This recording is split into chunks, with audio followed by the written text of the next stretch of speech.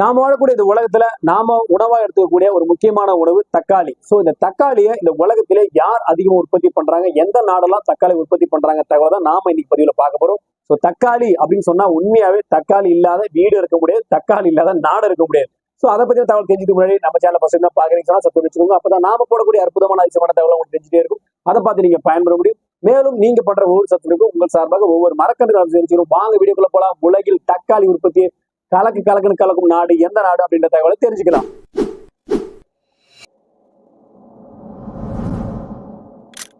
தக்காளி அப்படின்னு சொன்னாலே நம்ம நினைவுக்கு வர வேண்டியது எல்லாருக்கும் பாத்தீங்கன்னா அவங்க உணவுல தக்காளி இல்லாத ஒரு உணவே இருக்க முடியாது. தக்காளி தவிர்த்து எதுவுமே பண்ண முடியாது. சமீப காலத்தில் நம்ம தமிழ்நாட்டோட சரி இந்தியாவிலும் சரி தக்காளி விலை திடீர்னு உயர்ந்துரும். திடீர்னு வந்து 200 ரூபாய் 300 ரூபாய்க்கு போனாலும் வேறு வழியே கிடையாது. கண்டிப்பா தக்காளியை வாங்கி ஒரு தக்காளியாச்சும் குழம்புல போட்டு நம்ம சமைச்சிருவோம். இப்படி இருக்கக்கூடிய தக்காளியை எந்த நாட்டுல அதிகம் உற்பத்தி பண்றாங்க, எந்த நாடெல்லாம் உற்பத்தி பண்றாங்க அப்படின்னு நம்ம முதல்ல பார்த்துடலாம். முதலாவது இடத்துல அதிகப்படியான தக்காளி உற்பத்தி பண்றதுல சீனா வந்து முதலாவது இடத்துல இருக்காங்க. 68.2 மில்லியன் டன் வந்து பாத்தீங்கன்னா தக்காளி உற்பத்தி பண்றாங்க. சோ இவங்க அதிகப்படியான இவங்களுடைய சூழ்நிலை மாற்றம் வந்து அதிகப்படியா இவங்களுக்கு சாதகமா இருக்கிறதுனால அதிகப்படியா தக்காளி இவங்களால உற்பத்தி பண்ண முடியுது. சோ உலக மக்கள் தொகையில 2வதா இருக்கக்கூடிய நாடா சீனா இப்ப இருக்காங்க. சோ முதல்ல அவங்க தான் ஃபர்ஸ்ட் இருந்தாங்க. இப்ப நம்ம இந்தியா பீட் பண்ணி நம்ம ஃபர்ஸ்ட் வந்துட்டோம். இந்தியா வந்து பாத்தீங்கன்னா 2வது நாடா இருக்காங்க தக்காளி உற்பத்தி பண்றாங்க. 20.7 மில்லியன் டன் வந்து நம்ம இந்தியா உற்பத்தி பண்றாங்க. இந்தியாவை தொடர்ந்து 3வது நாடு துருக்கி 13 மில்லியன் டன் வந்து பாத்தீங்கன்னா துருக்கி நாடு வந்து உற்பத்தி பண்றாங்க. அவங்களை தொடர்ந்து 4வது நாடு அமெரிக்கா வெறும் 10.2 மில்லியன் டன் வந்து தக்காளி அவங்க உற்பத்தி பண்றாங்க.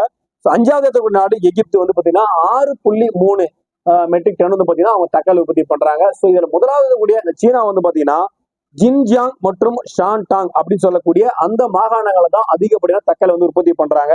கெச்சப்பு, சாஸ், பேஸ்ட் இது மாதிரி நிறைய விஷயத்த அவங்க செய்ய முடியக்கூடிய விஷயமா பார்க்கப்படும். இது மட்டும் இல்லாம அவங்க கிட்ட அதிநவீன தொழிற்சாலைகளும் பதப்படுத்தக்கூடிய தொழிற்சாலையும் அதிகப்படியா இருக்கிறதுனாலதான் தக்காளி உற்பத்தி அவங்க அதிகப்படியா பண்ணவும் முடியுது. பல மேலை நாடுகளுக்கு அவங்க ஏற்றுமதி பண்றதாகவும் பார்க்கப்படுது. தக்காளியோடைய பிறப்பிடம் வந்து தென் அமெரிக்காவாக இருந்தாலும் தக்காளி வந்து எங்க பிறந்துச்சு, தக்காளியோட பர்த்டே வந்து பாத்தீங்கன்னா தென் அமெரிக்காவாக இருந்தாலும் ஆனா தக்காளி அதிகமா உற்பத்தி பண்ணக்கூடிய நாடா சைனா தான் இருக்காங்க. அவங்களுக்கு அடுத்தபடியா இந்தியா தான் இருக்கு. ஸோ தக்காளியை பிறப்பிடமா கொண்ட அமெரிக்காவை வந்து பாத்தீங்கன்னா 4வது இடத்துல தான் இருக்காங்க.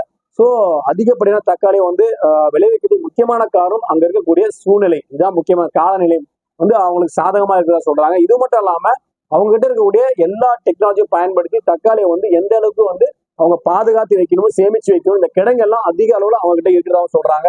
அதை சாசா மாத்திடுறாங்க. தேவையான எல்லா பொருட்களும் தக்காளியில இருக்கக்கூடிய எல்லா பொருட்களும் அவங்க உற்பத்தி பண்றதாகும். எல்லா நாடுகளும் அதை ஏற்றுமதி பண்ணி அதன் மூலியமா அதிகப்படியான வறுமை ஈட்டக்கூடிய நாடாகும் சைனா தான் இருக்காங்க. சோ எக்ஸ்போர்ட் வந்து பாத்தீங்கன்னா ஐரோப்பிய நாடுகள், மத்திய கிழக்கு நாடுகளுக்கு அதிகப்படியா சைனா வந்து ஏற்றுமதி பண்றதா பார்க்கப்படுது. இதன் மூலியமா அவங்களுக்கு அதிகப்படியா வருமானம் கிடைக்கிறதா பார்க்கப்படுது. சோ கண்டிப்பா இந்த பொதிமலை இந்த உலகிலே அதிகப்படியான தக்காளி உற்பத்தி பண்ணக்கூடிய நாடுகள் எந்த நாடுகள் அப்படின்ற தகவல் நீங்க தெரிஞ்சுட்டு இருப்பீங்க.